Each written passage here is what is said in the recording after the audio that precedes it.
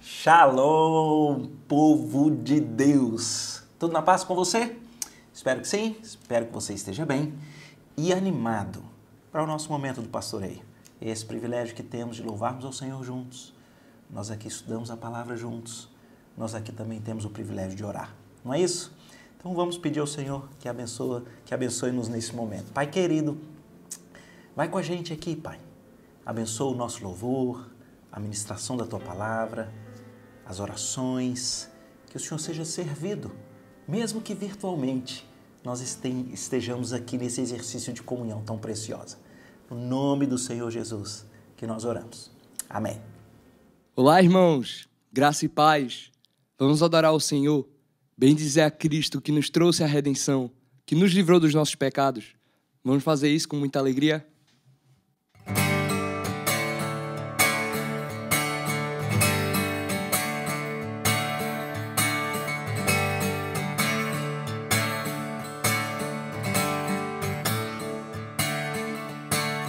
Vivo hoje, estou aqui, pois Ele decidiu me amar, e então eu posso livre andar. O seu sangue sobre mim me comprou, me restaurou, sem culpa então me tornou. O passado já não mais tem poder, pois novo sou. Nele vou viver, posso amar. Toda morte e o sofrer não me assustarão jamais, pois foi Ele quem venceu em meu lugar. Jesus Cristo, Rei dos Reis, nos trouxe a redenção, a esperança retornou, graça e paz nos revelou.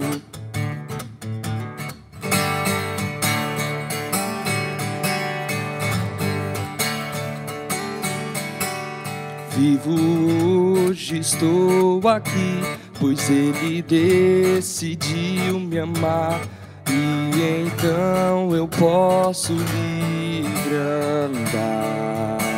E o seu sangue sobre mim me comprou, me restaurou, sem culpa então me tornou. O passado já não mais tem poder, pois novo sou. Nele vou viver, posso amar. Toda morte e o sofrer não me assustarão jamais, pois foi Ele quem venceu em meu lugar. Tudo entregar, vou me render aos seus pés, vou me lançar. Tudo entregar, vou me render aos seus pés, vou me lançar. Tudo entregar, vou me render aos seus pés, vou me lançar. Tudo entregar, vou me render aos seus pés, vou me lançar. Tudo entregar, vou me render aos seus pés, vou me lançar. Tudo entregar, vou me render aos seus pés, vou me lançar. O passado já não mais tem poder, pois novo sou. Nele vou viver, posso amar. Toda morte e o sofrer não me assustarão jamais, pois foi Ele quem venceu em meu lugar. Jesus Cristo, Rei dos Reis, nos trouxe a redenção, a esperança retornou, graça e paz nos revelou. Jesus Cristo, Rei dos Reis, nos trouxe a redenção, a esperança retornou, graça e paz nos revelou. Jesus Cristo, Rei dos Reis, nos trouxe a redenção, a esperança retornou, graça e paz nos revelou.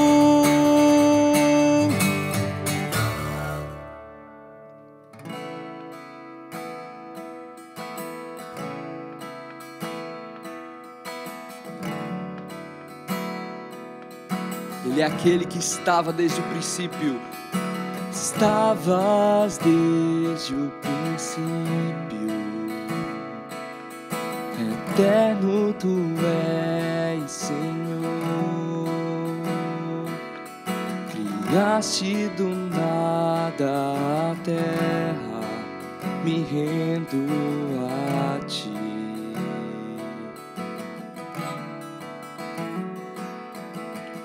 Antes que eu pecasse, pagaste o preço na cruz. Meus erros pesaram em teus ombros, me rendo a ti. Que posso dizer? Posso fazer se não entregar-te, ó Deus, meu coração?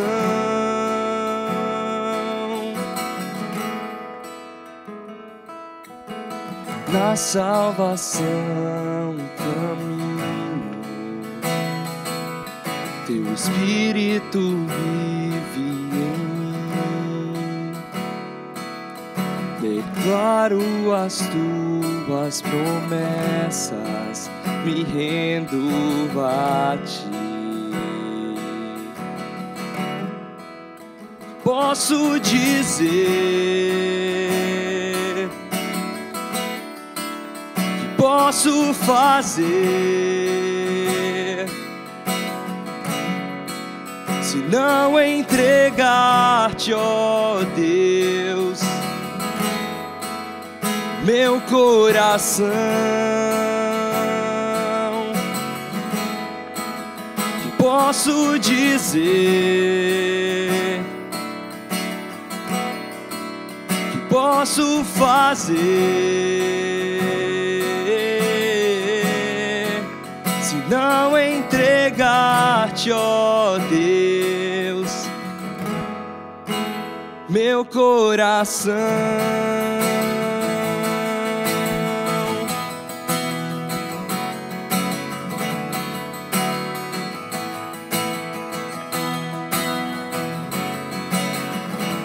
Estarei com mãos levantadas pra te louvar, pois tu deste tudo a mim, meu ser. A ti, ó Senhor, se rendiu, que sou é teu.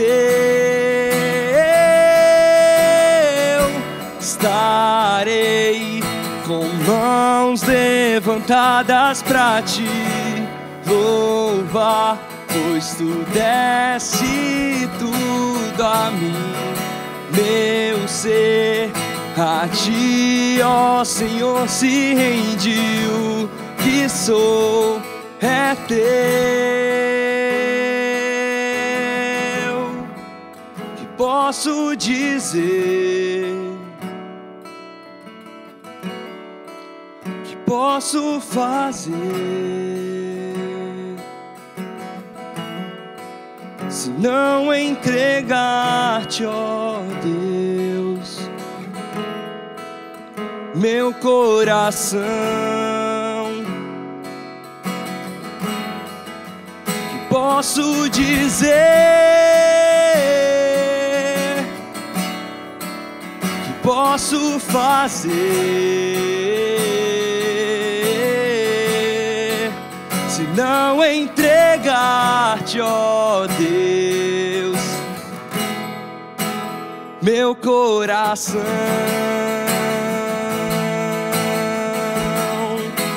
meu coração. Tudo que nós somos pertence ao Senhor. Estarei com mãos levantadas pra te louvar, pois tu deste tudo a mim. Meu ser a ti, ó Senhor, se rende. O que sou é teu. Estarei com mãos levantadas pra te louvar, pois tu deste tudo a mim.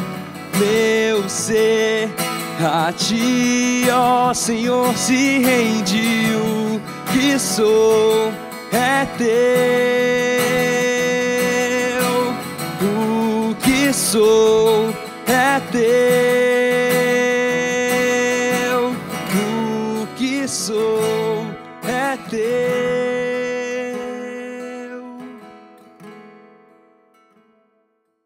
Meus estimados amigos e irmãos, vamos então à nossa palavra, essa agenda diária de Deus conosco pela sua palavra. Não é especial percorrermos toda a palavra de Deus? Certamente o é. Bem, nós estamos no nosso livro de Levítico e hoje nós iremos ao capítulo 26. Eu lhe adianto que é um capítulo muito especial. De novo, o meu alerta para a compreensão e interpretação adequada do livro de Levítico, nós precisamos ler usando as lentes do Evangelho, as lentes de toda a Escritura Sagrada. E com isso, nós apreenderemos lições preciosas. Então, sem maiores delongas, me permitam começar aqui. Lerei os 2 primeiros versículos. São resumos, vocês sabem que aqui nós estamos naquele momento em que Deus faz o estabelecimento de uma aliança com o seu povo no Sinai, né? É a aliança com o povo pela mediação de Moisés. Diz assim a palavra de Deus em Levítico, no capítulo 26. Não fareis para vós outros ídolos, nem vos levantareis imagem de escultura, nem coluna, nem poreis pedra com figuras na vossa terra, para vos inclinardes a ela, porque eu sou o Senhor vosso Deus. Guardareis os meus sábados e reverenciareis o meu santuário. Eu sou o Senhor. Me permita conversar com vocês sobre esse resumo inicial da palavra de Deus com o seu povo. Percebem que, mais uma vez, a semelhança do que nós temos nos 10 mandamentos, o Senhor nos alerta. Cuidado com os ídolos. Tudo bem, talvez você pense, ídolo são essas imagens, são essas colunas, essas pedras para você se curvar. Vem aqui comigo pensar um pouquinho melhor.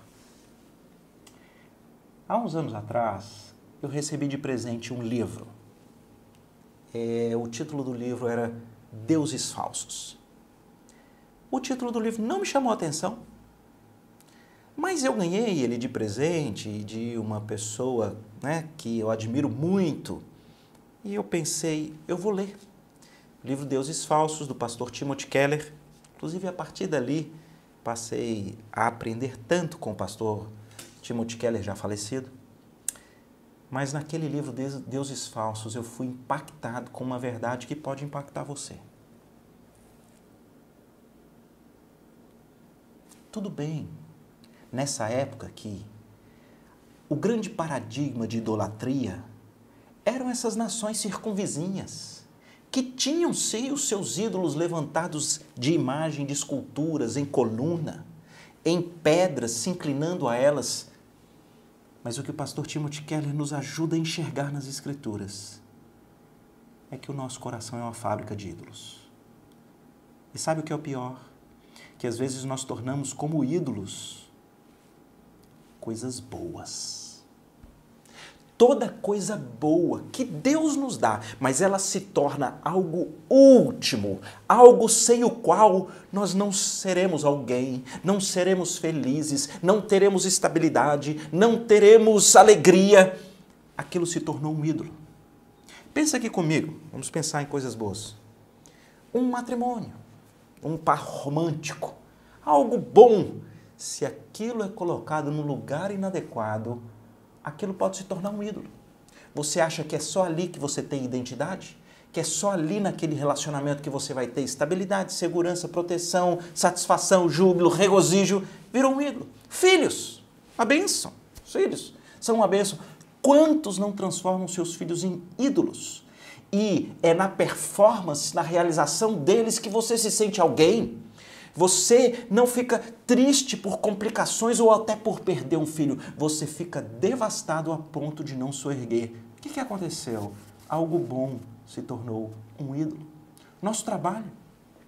O trabalho é uma missão, é uma vocação de Deus para nós, uma bênção. Os recursos, o dinheiro, as riquezas são instrumentos de Deus que podem ser abençoadores. Ao mesmo tempo, se tomarem um lugar equivocado do coração, se tornam verdadeiros ídolos. E muitas das vezes, não de uma maneira muito elaborada, nós estamos nos curvando a ídolos. E eu já falei aqui e eu queria deixar com você esse teste. Pensa aí, coisas boas. Estou dando exemplo de coisas boas, que no seu lugar são bênçãos maravilhosas. Mas pensa aí, o que é que na sua mente você conclui da seguinte maneira: se eu tiver tal coisa, se tal coisa conseguir ser assim, se for dessa forma, então eu serei feliz, então eu terei estabilidade, então eu terei proteção, então eu serei alguém. Cuidado, se você tem respondido sim, pensando em alguma coisa, pode ser que isso já se tornou um ídolo para você.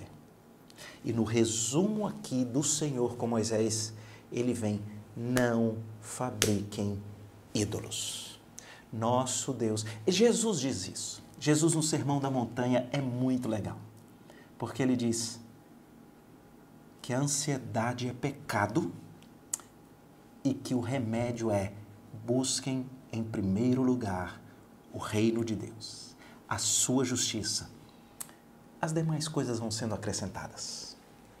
Então, nossa primeira grande lição de Levítico: um coração que ele tem como expectativa de identidade, de plenitude, de satisfação, de estabilidade, de segurança, de verdadeira alegria, apenas em Deus.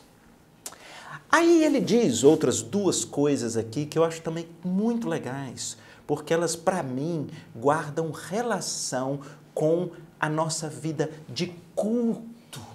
Ele diz: guardem os meus sábados. Por que ele está colocando aqui no plural? Porque não é só o Shabá, que é o dia do descanso, o dia do Senhor, né? Aqui em Levítico tem uma série, tem o 7º ano que a terra tinha que se descansar, tinha o ano do jubileu, em que também você tinha que restabelecer a terra, seus proprietários originários. Há uma série de questões que ele está dizendo: guardem esses meus estatutos, que eles dizem respeito ao descanso que eu, o Senhor, tenho para vocês. E junto ao descanso, ao dia do Senhor, ele diz: reverenciem o meu santuário. Eu sou o Senhor. Como é que eu resumiria então? Eu já falei sobre um coração que ele é completamente entregue, fiel e se deleita em Deus para sua plenitude, identidade, satisfação, regozijo, estabilidade, proteção, mas também ele segue essa marcha estabelecida por Deus. Qual é a marcha? Eu trabalho, eu me dedico, mas eu me separo no dia do Senhor para ir à casa do Senhor. Eu busco a comunhão, eu presto culto ao Senhor.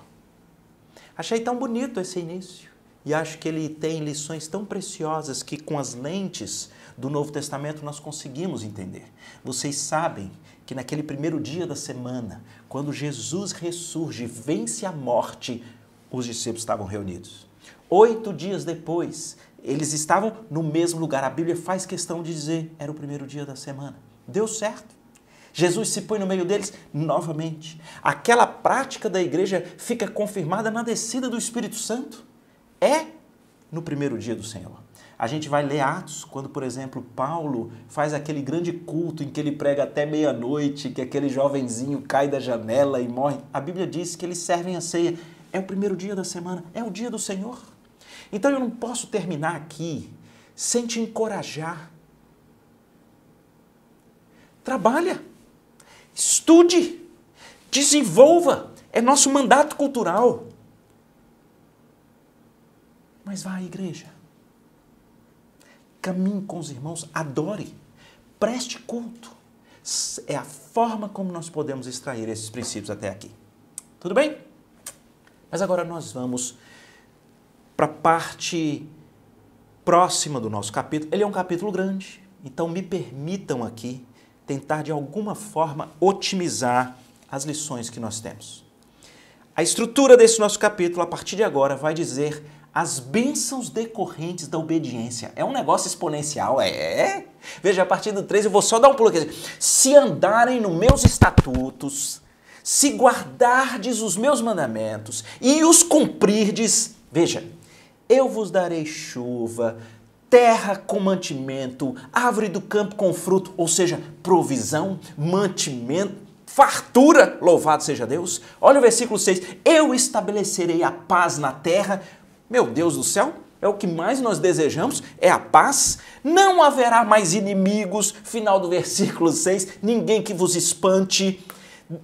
Veja o que ele diz, versículo 11, eu colocarei o meu tabernáculo no meio de vós, a minha alma não mais vos aborrecerá. Preste atenção no 12, o que está reservado para essa perfeita obediência. Eu andarei entre vós, serei o vosso Deus, e vós sereis o meu povo. Exponencial e negócio espetacular as promessas, até que você chegue no versículo 14. Está preparado? Está preparado? Mas, se não me ouvirdes, se não cumprirdes de todo os meus mandamentos, se rejeitardes os meus estatutos, e a vossa alma se aborrecer dos meus juízos, a ponto de não cumprir todos os meus mandamentos, e violardes a minha aliança, então eu vos farei isso, eu porei sobre vós o terror.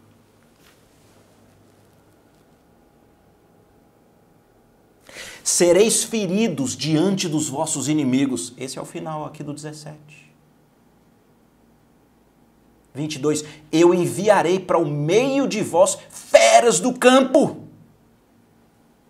Versículo 24.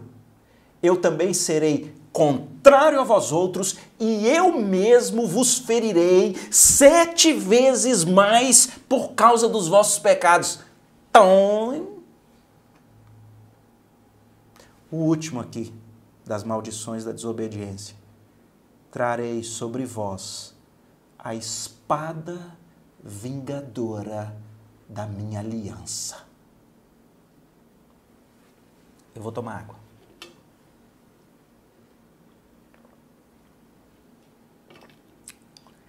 Queridos,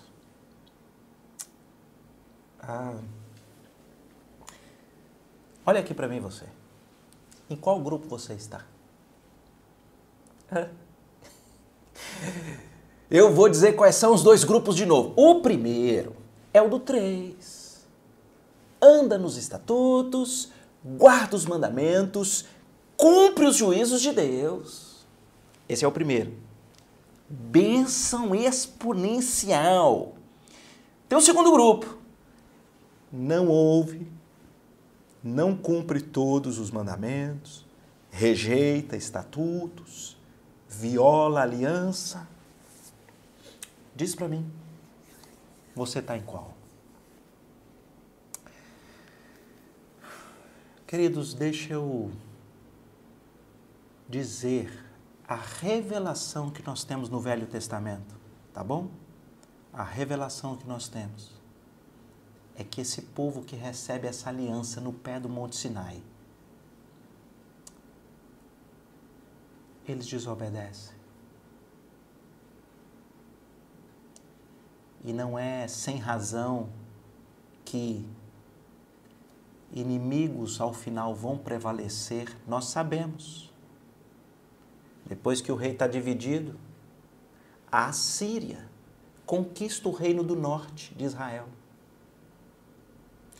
Anos depois, a Babilônia conquista e leva cativo o povo do reino do sul de Judá. Sabem por quê? Leiam os profetas. É exatamente por não ouvir, não cumprir, não se sujeitar aos estatutos, mandamentos e juízos do Senhor. É o que vai acontecer. Então eu não sei o que você respondeu aí no seu coração, mas deixa eu dizer uma coisa para você. A nossa natureza humana, ela nos coloca no segundo grupo. Falhamos. Damos ouvidos a outras vozes. Violamos a aliança que Deus estabeleceu, que requer estrita e perfeita obediência. Agora você está me perguntando, Roberto, mas aí, cara, e agora é só isso? Deixa eu lhe dizer uma coisa. O capítulo 26, ele tem para nós a chave que restabelece a esperança para gente igual você, gente igual eu, que tropeça, que vacila, que não consegue ter a obediência perfeita. Deixa eu ler para vocês. Já estamos mais lá no final do capítulo 26, a partir do 40 ele diz: mas se confessarem a sua iniquidade, e confessarem a iniquidade dos seus pais, confessarem a infidelidade que cometeram contra mim, como também confessarem que andaram contrariamente para comigo, pelo que por isso eu fui contrário a vocês. Olha o que diz: se o seu coração, estou no final do 41, se o seu coração incircunciso se humilhar e tomarem por bem o castigo da sua iniquidade, então eu me lembrarei da aliança com Jacó, da aliança com Isaac, da aliança com Abraão, e eu me lembrarei da terra. Queridos, louvado seja Deus. Nós estamos lá na aliança do Velho Testamento. Eu vou trazer os enfoques de como nós vamos aplicar isso para o nosso relacionamento com Deus hoje. Mas veja como é da essência de Deus. Uma misericórdia, uma restauração. Era hora dele dizer: se vocês não me obedecerem e se vocês se desviarem, não ouvirem, quebrarem minha aliança, eu quero vocês no inferno. Podia ter terminado assim. E Deus diz assim: é o que vocês mereciam, mas se vocês se arrependerem, se vocês confessarem de verdade a infidelidade do coração, reconhecerem os seus pecados, eu me tornarei a vocês. Eu vou me lembrar de volta. Queridos, aqui eu preciso parar e falar com vocês. Deixa eu dizer para vocês. O arrependimento, ela é uma mola propulsora da salvação. Deixa eu tentar dizer isso aqui já usando as nossas lentes do Novo Testamento.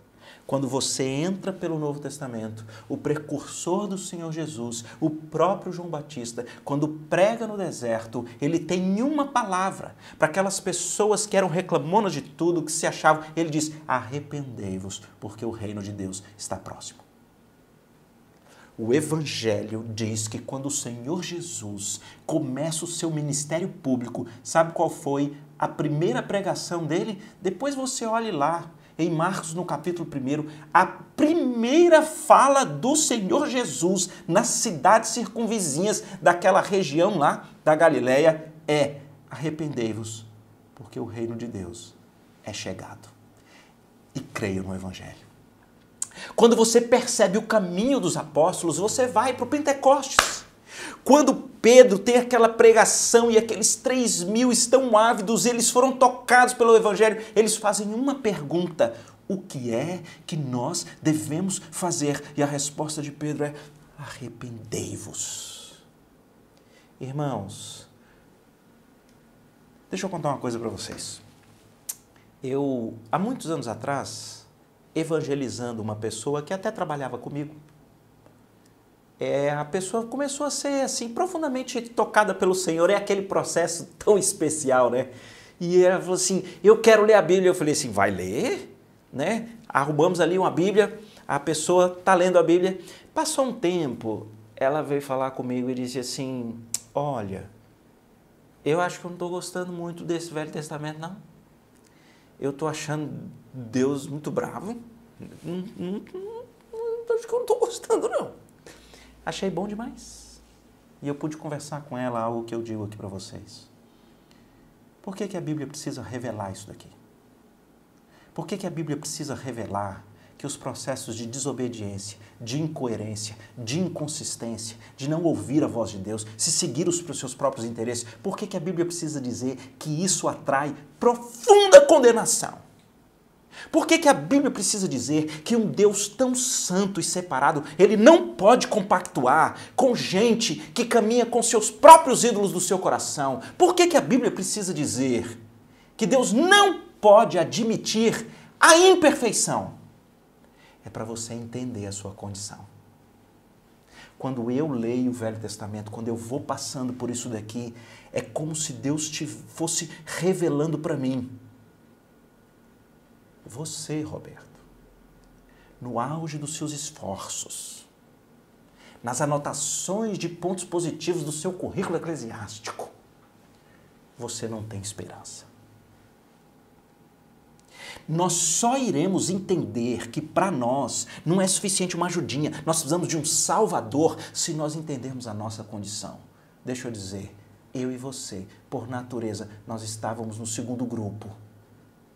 E só poderíamos esperar, como nós lemos aqui, a espada da justiça de Deus pela nossa iniquidade. É a leitura do Velho Testamento que nos faz entender a tragédia do pecado, as consequências nefastas do pecado e como que nós não temos em nós habilidade para conquistarmos o favor de Deus.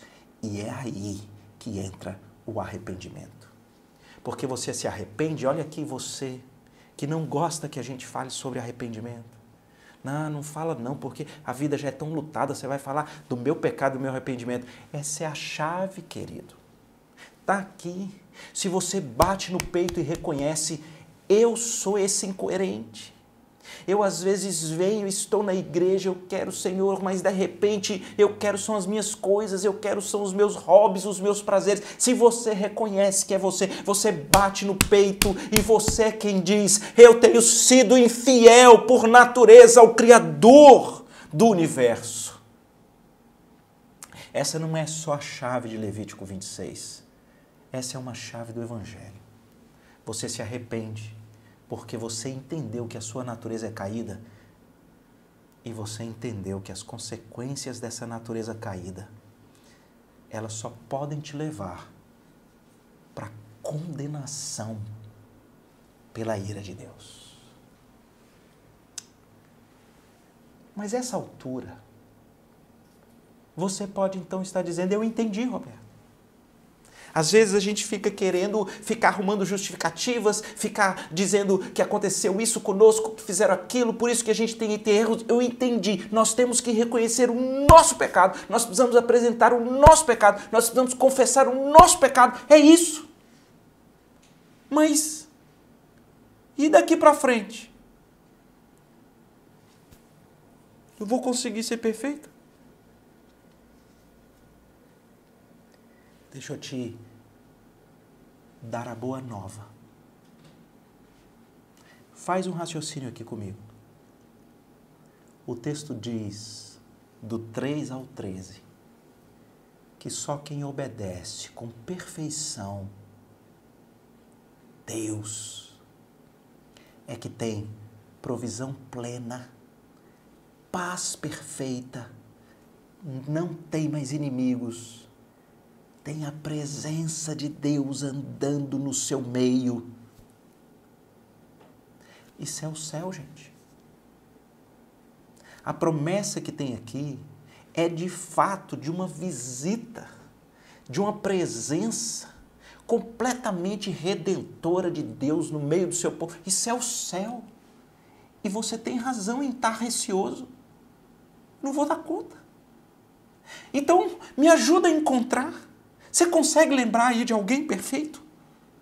Você consegue lembrar aí de alguém que andou de modo perfeito nos estatutos? Alguém que guardou com perfeição os mandamentos? Alguém que cumpriu todos os juízos de Deus? Me ajuda a lembrar, me ajuda a lembrar. Eu vou tomar água.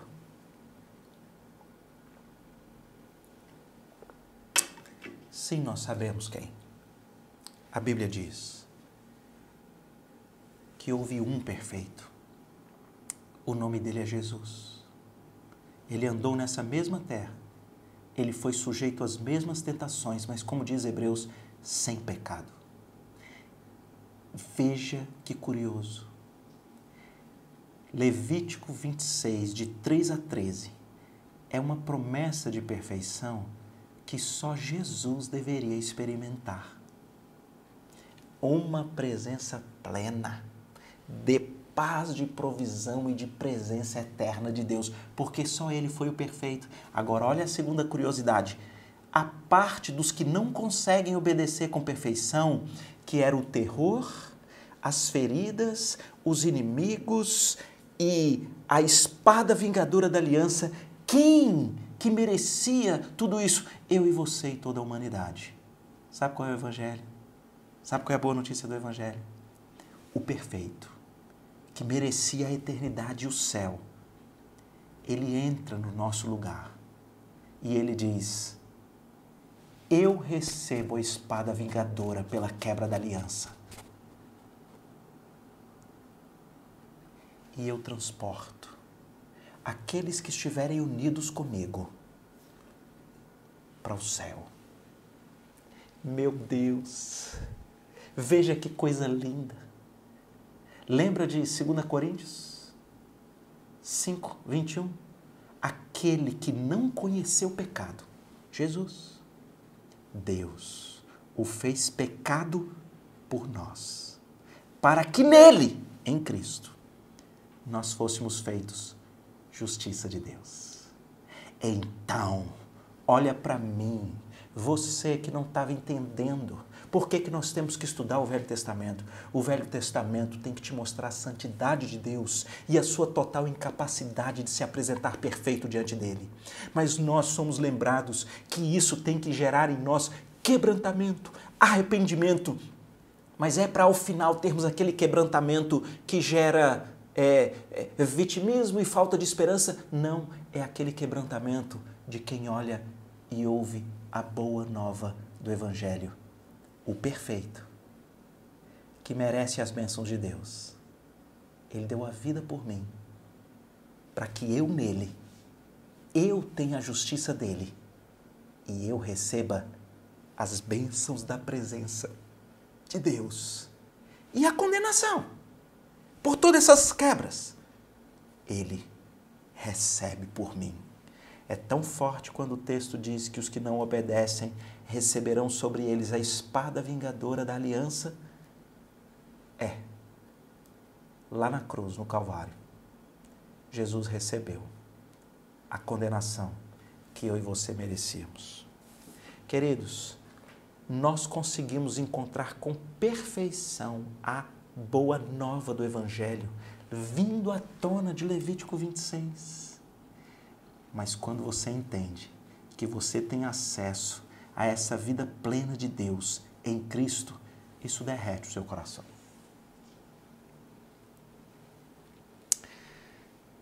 Há um efeito final que eu preciso dizer para vocês. O que acontece agora? Se você foi confrontado com seus pecados, se você entende que a sua natureza é contra Deus, e você então se quebranta porque você entendeu que as suas mentiras, o seu egoísmo, a sua promiscuidade, o seu materialismo, a sua vaidade, tudo isso só te faz esperar a condenação pela espada vingadora da quebra da aliança. Quando você entende que Jesus a recebeu por você, você é unido com Cristo. E você não tem apenas a esperança do céu, você já vive essa presença abundante, abençoadora de Deus desde já. E tem um efeito maravilhoso.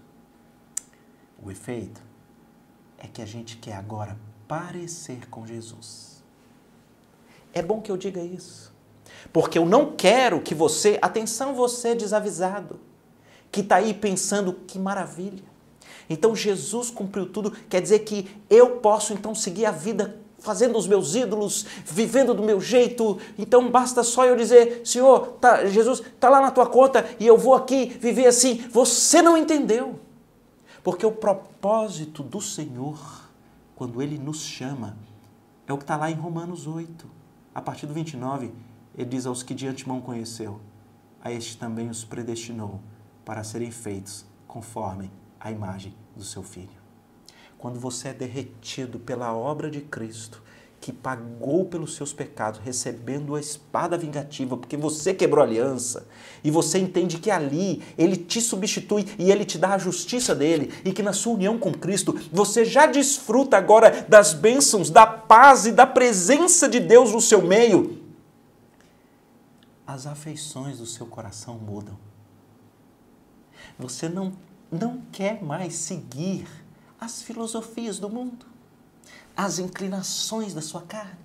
Você não quer mais dar ouvido àquelas vãs filosofias sutis que querem te arrastar. Não. Você quer parecer com Jesus. E esse poder nós temos em Cristo. Em Cristo nós temos uma mudança da afeição do coração. Eu quero conhecer a palavra de Deus. Eu quero saber o que é que Deus requer de mim. Eu quero saber aquele que é o padrão de Jesus. E eu não vou buscar viver no do padrão de Cristo para que eu conquiste algo ou para que eu venha me tornar filho. Não! Eu agora amo a lei do Senhor, eu amo a sua palavra, eu quero viver na sua palavra porque eu já fui conquistado. Porque eu já sou filho. É um poder que o Evangelho realiza na nossa vida e na nossa existência. Vamos orar? Deus querido, que privilégio tem sido para nós estudar a Tua Palavra. Eu queria pedir que o Senhor a aplicasse em nosso coração. Quem sabe hoje é o dia do quebrantamento. Quem sabe hoje é o dia do verdadeiro arrependimento. Mas não para desespero, mas para entender que enquanto nós, pelos nossos pecados, merecíamos o terror, as feridas, os inimigos e a espada vingadora, o Senhor Jesus entrou na frente, Ele sofreu a condenação no nosso lugar e nele nós recebemos a justiça de filhos. Pai, nos ajude a entender que essa obra é completa, que nós já podemos desfrutar do céu desde já, em certa medida, porque o Senhor já é o nosso Pai, o Senhor já nos sustenta, o Senhor já caminha conosco, o Senhor já é o anelo máximo do nosso coração. E com isso, eu peço, nos capacita a sermos, usando os exemplos que eu dei no início, ajuda-nos, aqueles que são casados, a serem cônjuges conforme a Tua palavra, para glorificar o Teu nome. A nós que somos filhos, ajuda-nos a honrarmos os nossos pais de modo a glorificar a Tua palavra. A nós que somos pais, ajuda-nos, na força do Teu poder, a pastorearmos, a admoestarmos os nossos filhos no temor do Senhor. Ajuda-nos. Que nós tenhamos esse anelo no coração de vivermos como o Senhor Jesus, não para conquistar, mas porque nós fomos conquistados por Ele. Obrigado pelo privilégio, Senhor, de sermos Teus e desfrutar do Teu amor, da Tua graça e misericórdia. No nome do Senhor Jesus, que nós oramos. Amém. Que Deus abençoe, queridos.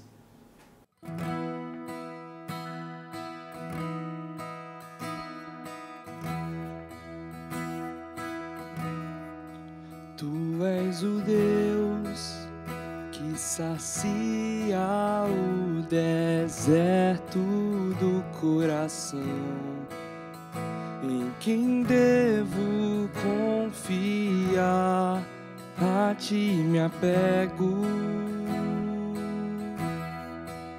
És o auxílio e a sombra de tuas asas descansarei. Pela tua forte mão estou seguro. De todo coração desejo contemplar a tua força, a tua glória e o teu poder. Por toda a vida bendirei, levantarei as minhas mãos. Todo meu ser se satisfaz em teu amor. Com alegria cantarei uma canção de gratidão. A tua graça é bem melhor que a vida. De todo coração desejo contemplar a tua força, a tua glória e o teu poder. De todo coração desejo contemplar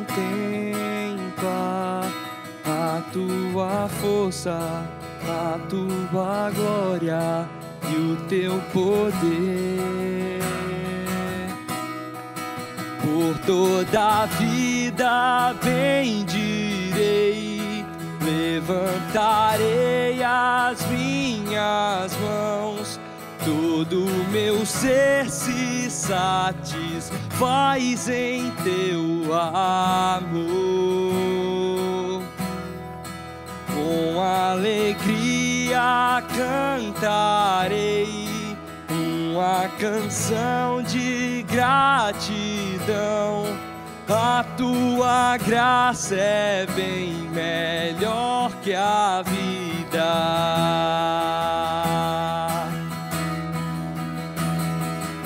Como terra seca minha alma está, clamo pela água viva, tu podes dar.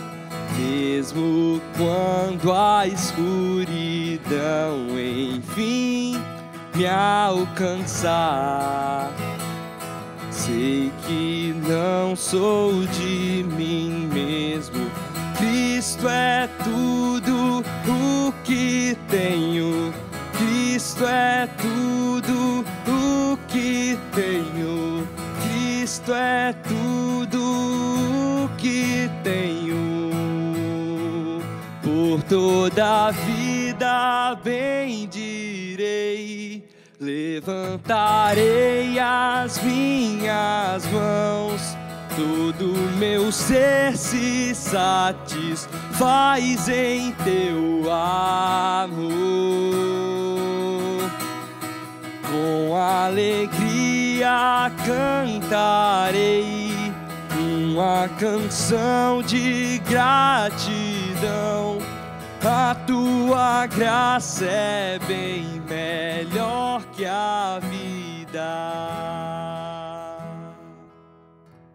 Irmãos, agora é um momento, acho que muito especial, especialmente para aqueles que acompanham aqui o pastoreio de modo online e que, com muita confiança, compartilham aqui no chat os seus pedidos de oração. Não é verdade? E nós sabemos que há muitos aqui que desejam uma oração especial pela sua família. Alguns estão talvez lembrando aí de alguém muito próximo, querido, que está longe do Senhor. Alguns estão se lembrando aqui de pessoas muito queridas enfermas que receberam ali uma má notícia, ou alguns que até enfrentam doenças crônicas. A gente sabe, são compartilhamentos importantes. A Bíblia diz que muito pode por sua eficácia a súplica do justo, não é verdade?